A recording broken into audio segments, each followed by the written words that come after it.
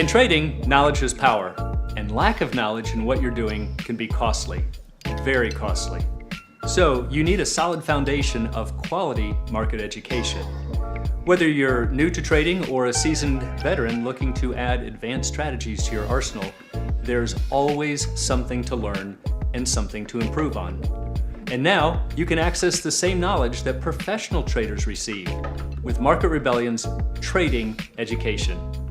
I'm Bill Johnson, Head of Options Education here at Market Rebellion, and we've assembled a comprehensive curriculum based on decades of real trading experience, covering everything you need to know about trading options from beginner to advanced.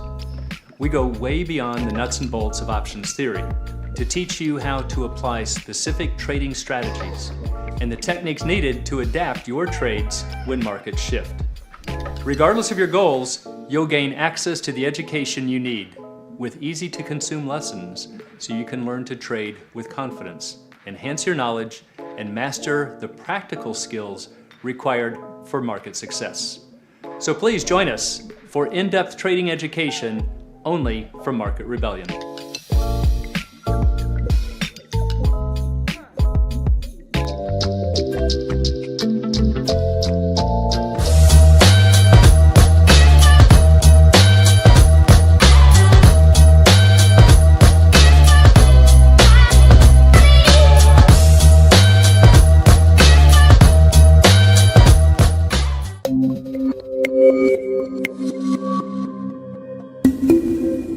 Hey, good afternoon, Market Rebels, and welcome to another edition of Coach's Corner. Yes. And Stu, we had a red hot, or at least sort of red hot, CPI report. Markets futures up this morning. We'll have to see if the markets can sustain this. Going to get a little rally kicked into gear here. But what we thought would be a very good topic for traders, we've been talking about this recently in our Q&A classes, that too many traders, we think, have just kind of one dimension of trading. They'll say, well, I think the stock is going up, let me get in. Oh, it's not going up, let me get out. And part of what's going to make you a better trader is how do you monitor that position over time? So hedging, rolling, and morphing are certainly part of it, but when are those points going to come into play? How can you kind of predict where these moments are going to be? That's a whole separate discussion, lots and lots of topics we could go into there, and one of the reasons that you might want to reach out for a coach. But we wanted to share one with you today. So Stu, I got a good topic for us here.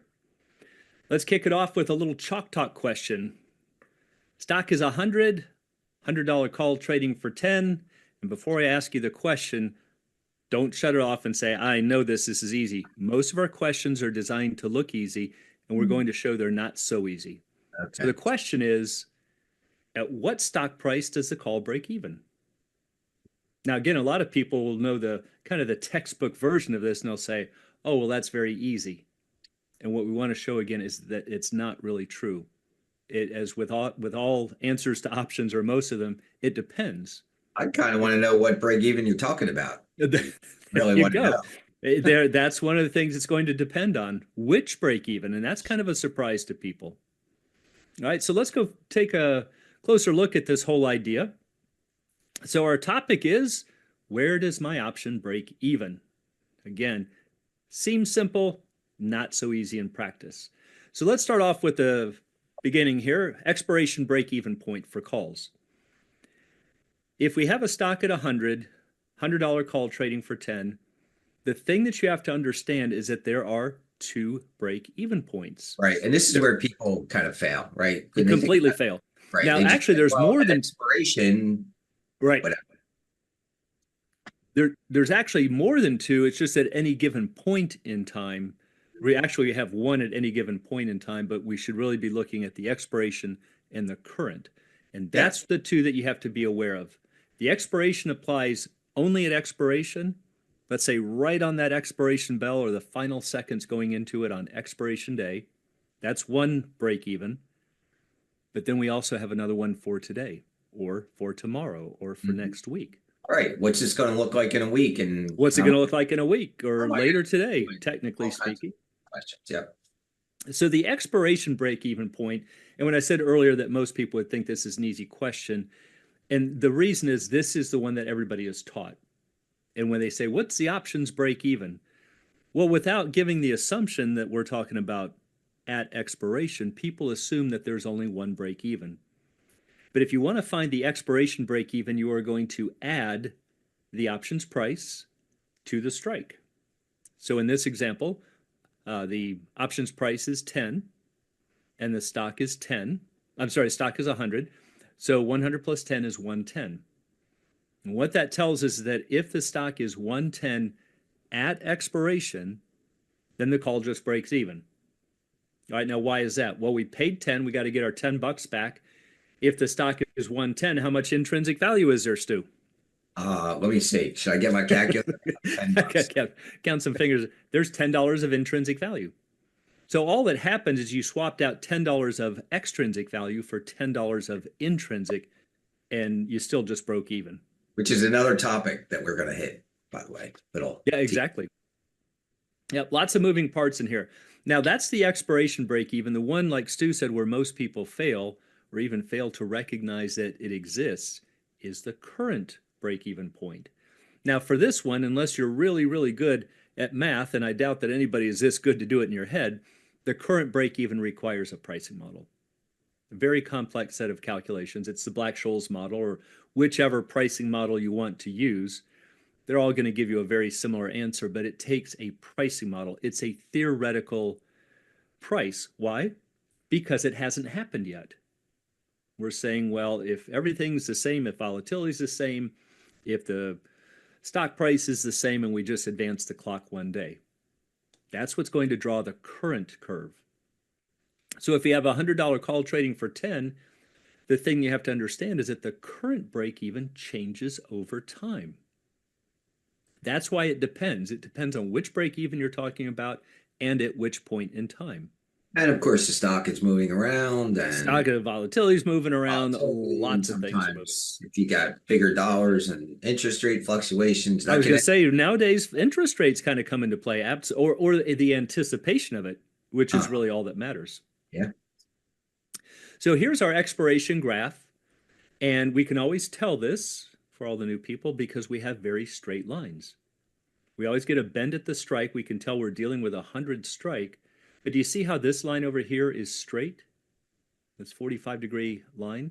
And this line over here is straight. That's expiration. And the only way that we get to that graph is right on the expiration bell on expiration day. And this is why it doesn't look like that like today? Not even close.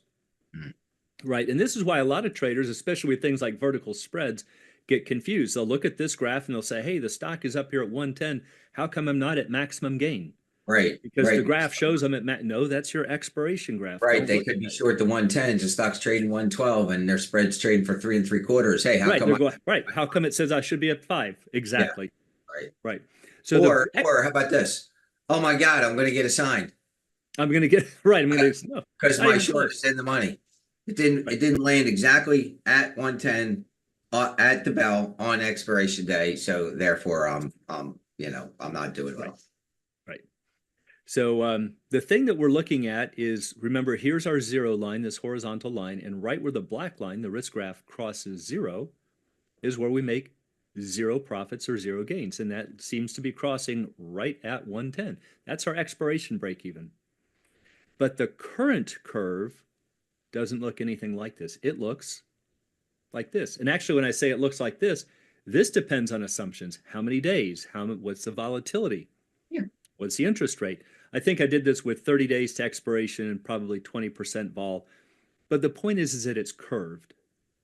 And so the current break even, let's say we just bought this option, the current break even is actually right here. So if that stock gets up and moving right now immediately, theoretically, we're making money, not counting bid-ask spreads and commissions, but we're starting to see an increase in that options value. But that's assuming it is fast and aggressive. Because if it goes by another day, what happens to this blue curve here, Stu? Well, it's kind of moving that way. It's moving towards the black line, right? Because that's the final destination. So we're moving towards, everything is moving towards the black line. So let's say tomorrow we might move from the blue line to the green line. Now, what do you notice? The expiration break even stayed the same, but what do you notice about these? We were here, and now we're here. You see how it moved away from us a little bit? You need to be aware of that. That break even is moving further, the finish line is moving further away every single day. So think of it as in everyday terms, everyone. See, say you pay 5 for this option, like right now. Well, where do my break even? Well, if it's still 495, 505, and I guess you could dump it at 5. Nothing changed. The stock price didn't change. That's where you are. But let's take it out a day, 2 days, 3 days, a week. Now you have extrinsic value. Now you have decay. Now you have possibly some volatility assumptions. So now that green, because all the extrinsic value we know is what's one of the things that we actually do know in the options world, right, Bill? It goes to 0, right? And it's moving towards that 0 at all times. It's not Monday, oh, we're gonna hit 7 o'clock Monday night, and that it's an infinite iteration down towards 0. So the question everybody needs to really ask themselves is, well, where do I need the stock to go in the next, you fill in blank, a week. In fact, we're going to talk about that. It's a good topic. What's going to come off? What are going to be the factors to figure that out to affect the price? And how do I figure out what I really need in terms of movement to affect at least a break even? Right. It's not just I think the stock is going up or down, whatever. But you have to say, but how is it going to be affected, my P&L, over time? And if you don't understand or at least know where to get the answers, you're going to struggle.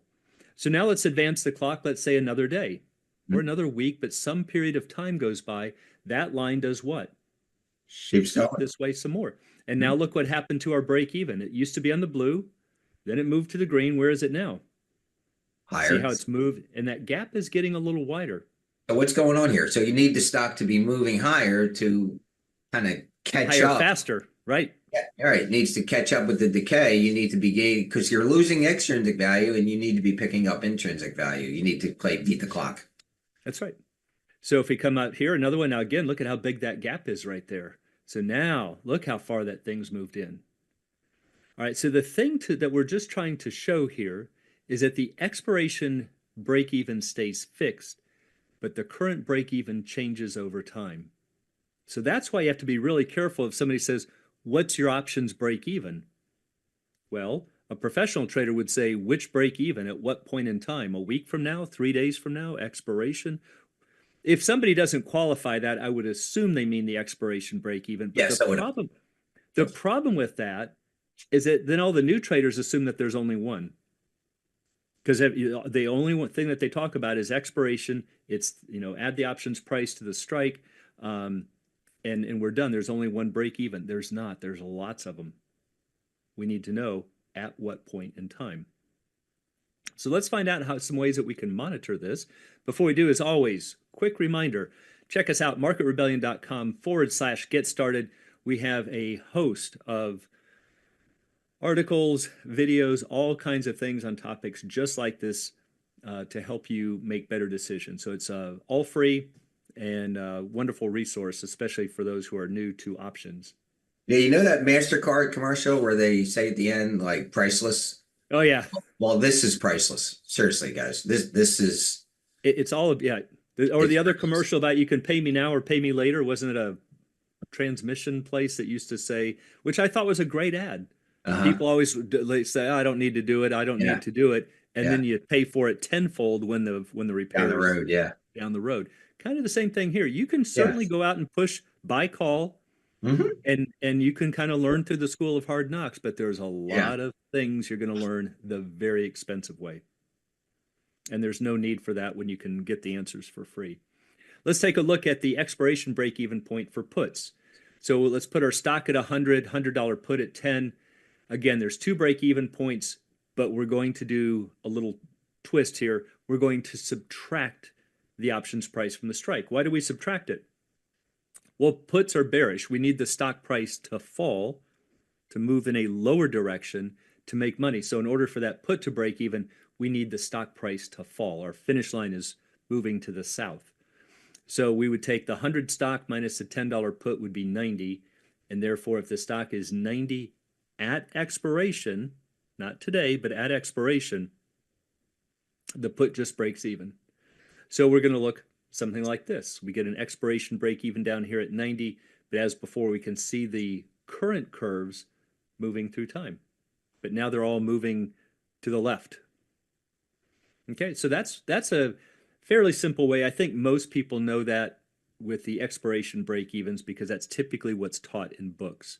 And you know, Bill, a lot of people get confused when they jump from calls to puts. Oh, sure they do.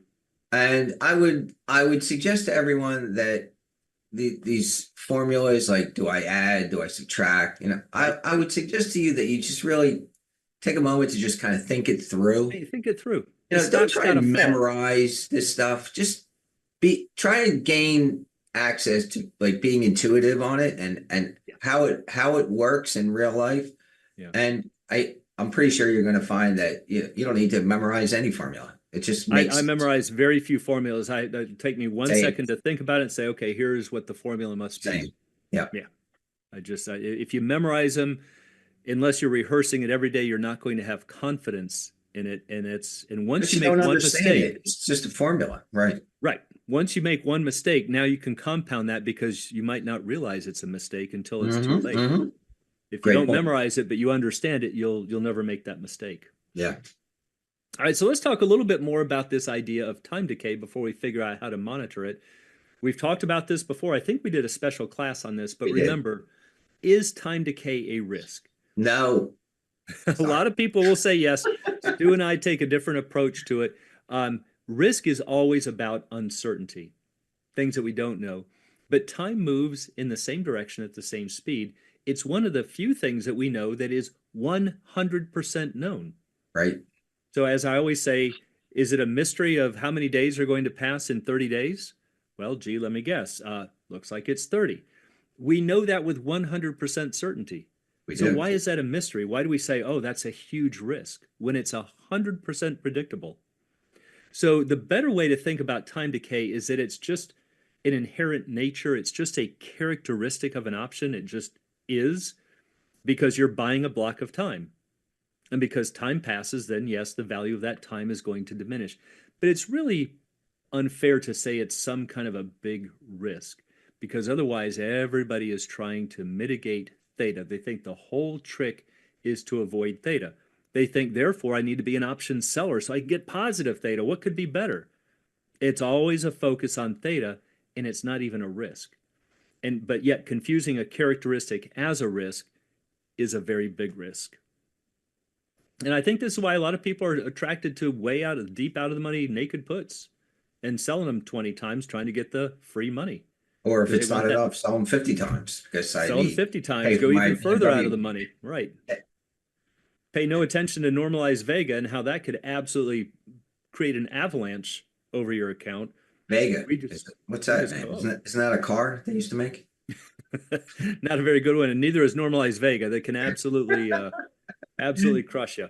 Okay, so now that you understand some of the basics of time decay and why it can be difficult to even interpret where and how fast and all that kind of stuff, there are some things that professional traders use to monitor it.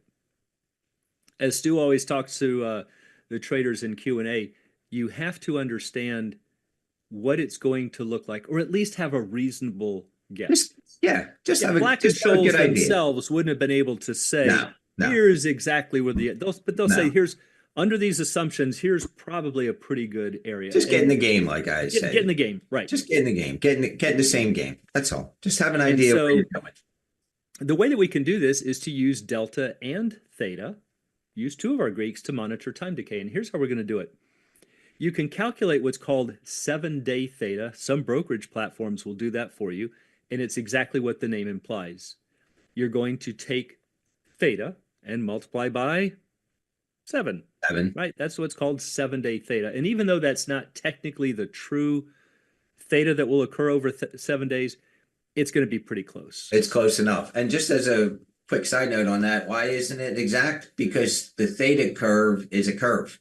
We're It's not talking a really straight small line intervals. Right. depreciation. It's a curve. So depending a on curve. where you're on, like if you have like Bill's talking about a 30-day option, if you're in the first week of a 30-day option, it's going to look a lot different than if you were in the last week of a 30-day Or option. the last half an hour, Or exactly the right. last, the last half an hour if you're at the money, or and in the money, out of money, it kind of depends on all that stuff. But just for our purposes here, we're taking a 7-day, I think you said 30, right? 30 days. And we're going to just assume it's sort of in the beginning, and there's not going to be much of a change in the iterations as we go from day to day. Right. And we should probably put in another footnote too. We have to be careful as we start getting closer and closer to expiration, when you really start going off that steep part of that time decay curve. If you've got an 8-day an option with 8 days left to expiration, this calculation is, I mean, it's probably better than nothing. I'd still go to a pricing model for that. This is going to start to get a little off.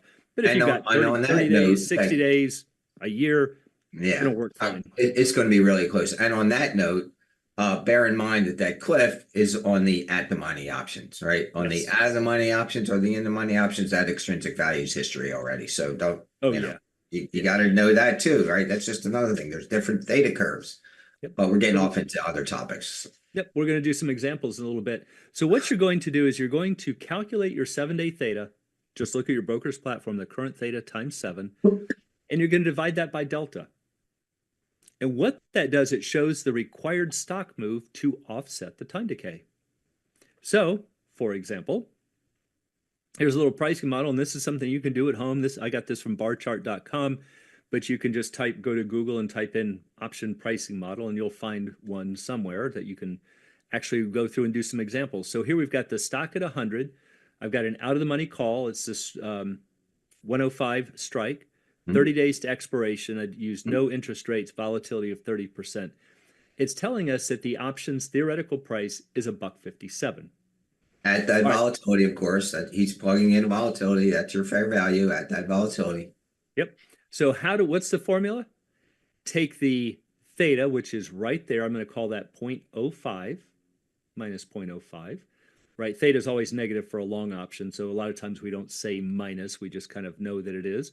So it's a 0.05 theta times 7 days is how much? 35 cents. About 35 cents over the next week.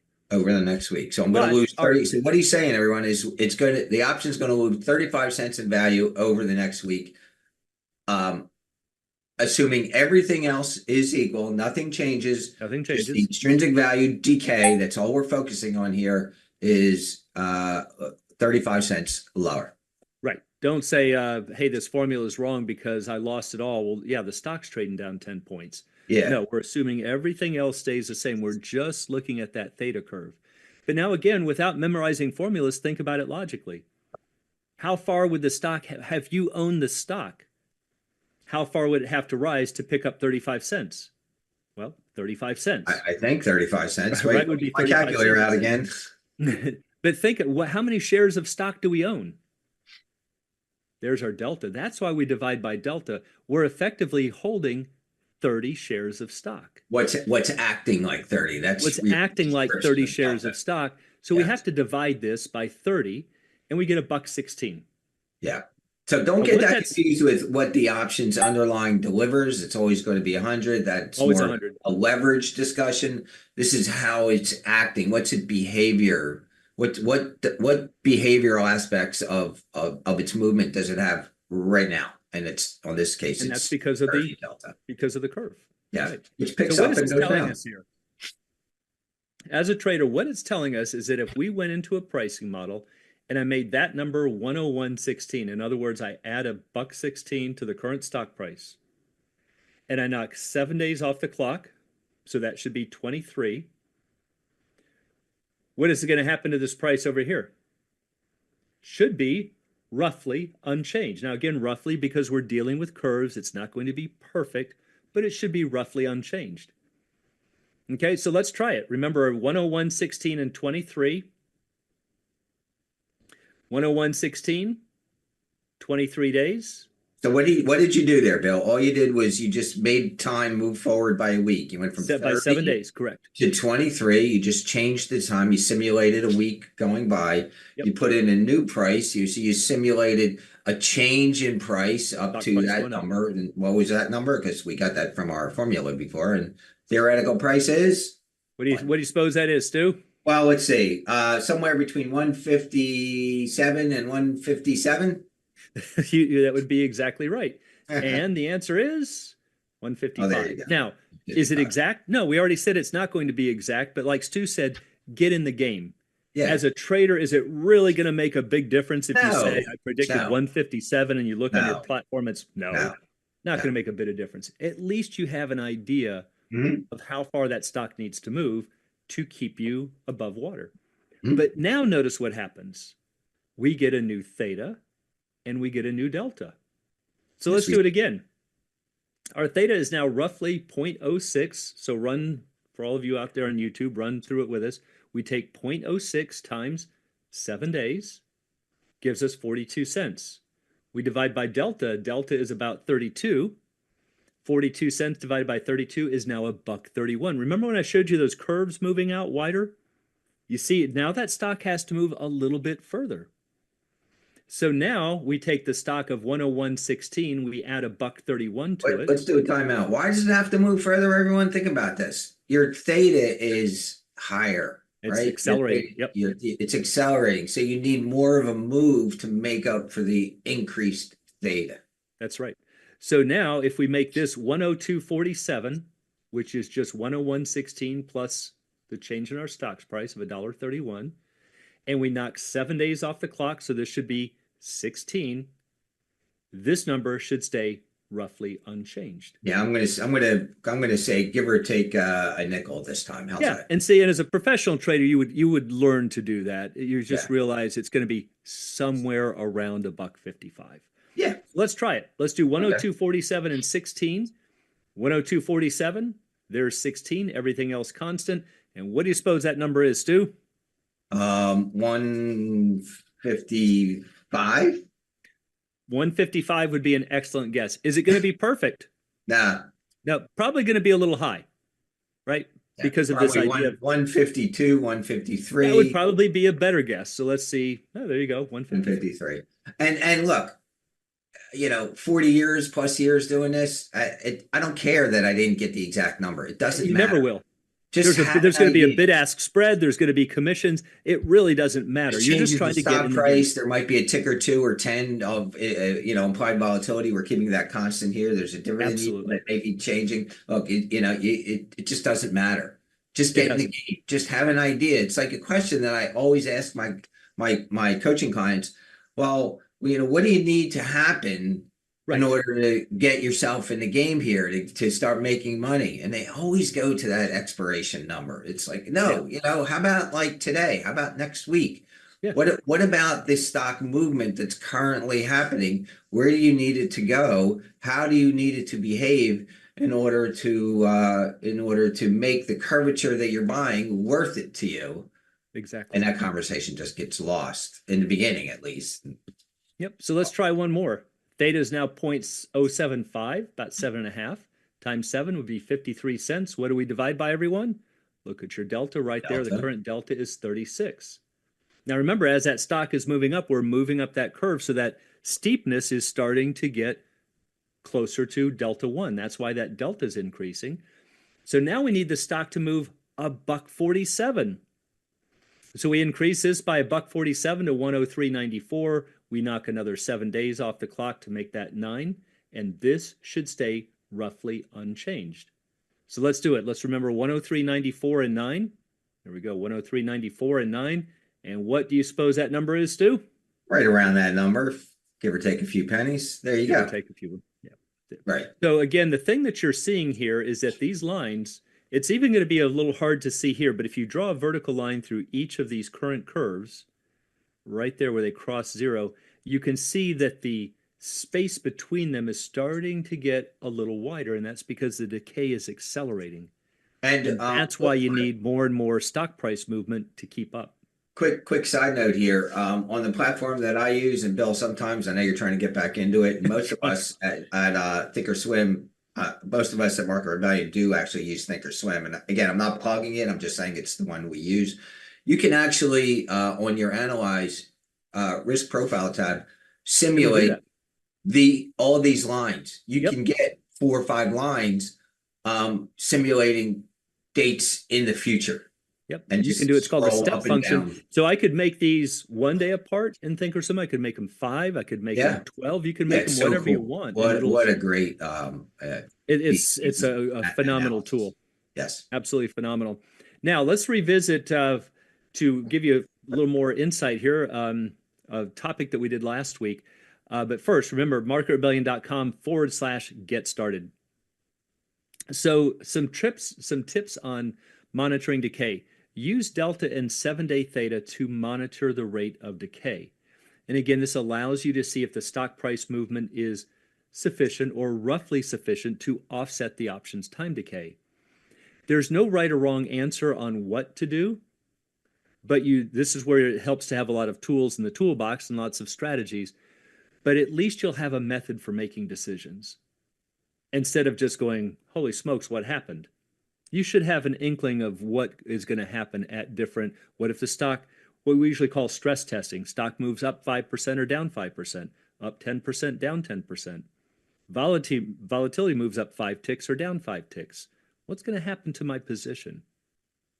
Now, the quick review from last week that will also help you to see if your stock seems to be on track for keeping pace with this theta.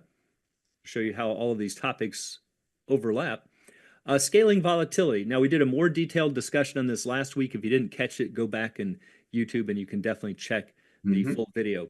But if you want to scale volatility to a weekly number, there's a trick.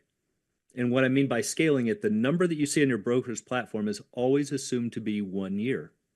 Well, maybe you don't want to know how far the stock is going to move in 1 year. You want to know in 1 week. So how do you do that? Well, again, quick review. Volatility, let's say, is 30%. To scale to a different time, we have to divide by the square root of the number of periods in a year. That's a mistake that people make. They'll say, well, there's 52 weeks. I need to divide by 52. Yeah. That'd be true for an interest rate, but not for... Exactly. I was just going to say that. And a lot of people do that. You know, what's the weekly rate or what's the daily rate? Oh, yeah, sometimes the credit cards give you even like a daily rate, you know? But in this example, because of the way options get priced, it's absolutely, you got to do the square root of the number here. It's not. So we say a 1 week vol, there's 52 weeks in a year, 7.2. So I'm going to take my annualized volatility, 30%, and divide by 7.2 and get 4.2%. Right. Now I just pretend like the annual number is 4.2%. I use the same calculations. And again, we go into this in detail from last week. Take the $100 stock times 4.2%, $4.20, and that is 1 standard deviation.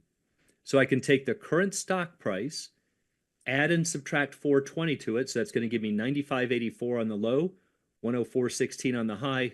But that's only going to be true about 68% of the time, the area under this blue curve. And again, that is at those assumptions. Oh, yeah. Right? I mean, we have to always remember that volatility goes up and down all the time. So if a stock starts jumping for whatever reason and vols start jumping, earnings, there's some order flow that's making the vols jump, then those standard deviations are becoming wider. And then all of a sudden the numbers that you used to have are not really the numbers that are appropriate to using for the current. Right. But then you could also do a new calculation. You could say, okay, look, the vol went from 30 to 35. Let me recalculate, or maybe it dropped to 25. Yeah. So you can always go through and recalculate these. If you want more confidence, we go to 2 standard deviations, which is 2 times 240 or 840. I'm sorry, 2 times 420 or 840.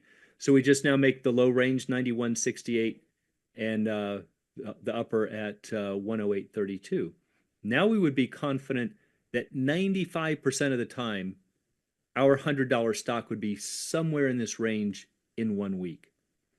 If we want to go to 3 standard deviations, we take 3 times 420. It's going to give us 1248. So we just subtract 1248 or add it, and we do what? I'm sorry, it's going to give you So it's just three times one standard deviation. 1260, right? So here's me, the wacko, right? Here you go, right? I don't look at the 95%. I mean, I kind of know that. That's a given. You're telling me that. I I'm know. thinking about the 5%. Yeah. Right? What's on the end of the tails? Right? If I have two tails, Yeah. one on each side, there's 2.5% on either side. That's what I'm thinking about. What are the Yeah. probabilities of that, and how much am I risking? On that low probability. Yeah. See that's being a risk manager, everyone.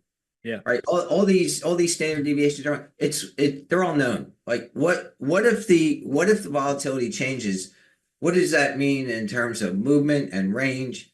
And how will it affect the position that I have? That's the kind of risk management that you need to do before you hit the enter button. That's right. Because now you have an idea of what your position will act like under conditions that are not exactly the same conditions that exist now. Those are the unknowns. And that's what risk management is about. It's about the unknowns. That's what risk is. What Bill was saying before, it's the unknown. This is the kind of stuff we're talking about. Like, where is volatility going?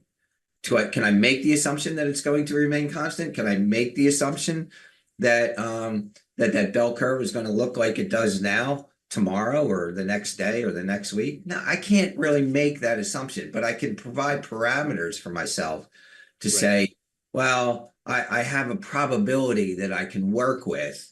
And if I plus or minus X, what will it look like? And that's the kind of margin for error that you need to adopt into your risk management profiles. Yeah. And I think I was trying to figure out why this didn't look right. Another little trick, you can just add 420 and subtract 420 from the previous range. This should be 108.32 plus another 420. So I think that should be 52. I don't know where 48 came from.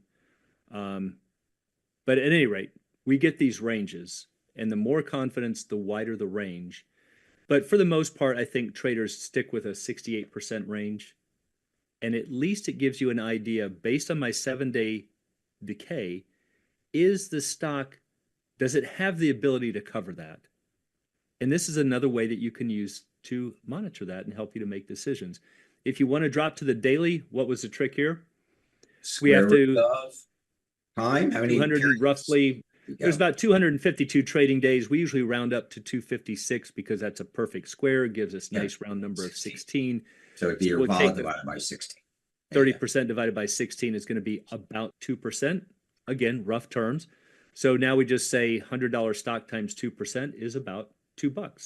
$2, right? So what's that? 98 to 102, 96 to 104, and 94 to 106. So that's going to happen about 2 out of every 3 trading days. Yeah, about 68. It would be about 66%. That's going to give you close. So you can say, is my stock staying in this roughly every 2 out of 3 trading days? About 19 out of 20, which is 95%, should be somewhere in this range. Does it seem to be exhibiting those behaviors? Again, these are all things that there's a lot of reasons that they could be changing, that they will, but at least it gives you the ability to say, I had no idea. That's what you don't want to do. You have the ability now to say, I have an idea of where I need the stock to go, and if it's moving fast enough to get there. All right, so those are some of the things we wanted to pass along to you. And so let's go back to our chalk talk, Stu. Stock is $100 call is trading at 10. At what stock price does the call break even? What's our favorite answer for options? Let me speak into the microphone. It depends. It depends. If you're ever unsure about a question that Stu and I asked, that is almost always going to get you the answer. It depends on what time you're talking about. Today, next week, expiration. When are we talking? Okay, so always keep that in mind, and that will help you to make better decisions. And that's what options trading is all about. It's not about predicting the future and trying to figure out where the crystal balls are in the market. They don't exist. And as Bill mentioned before, just as part of the language, like unless otherwise stated, when we talk about break evens, we generally do talk about expiration break. Expiration, right? Right, unless otherwise stated. So I might say in a session, what's your break even over the next week? And it might be a 60-day option, right? Now it's a whole different ballgame. A whole different story. Yep. So it's part of understanding the lingo and how options work, and that's what's going to make you a more successful trader. So again, little shameless plug, like Mark always says, for anybody who who would like to increase your knowledge and your um, performance for options, reach out to us, marketrebellion.com. You can find our number on the website, and you can hook up for coaching lessons with Stu or Scotty, Yeah. and go into detailed discussions, maybe even specifically for your account and your styles, and find out how to be better. So we hope that helps. And with that, we thank you for joining us here, and we'll look for you next. We're going to be back on Thursday next week, starting, Yes, I think, aren't we? Yeah. I think so. So we'll Yep. see you next Thursday, 4 p.m. Eastern, for our next session of Coach's Corner. See you, everyone. Have a good Yeah. day.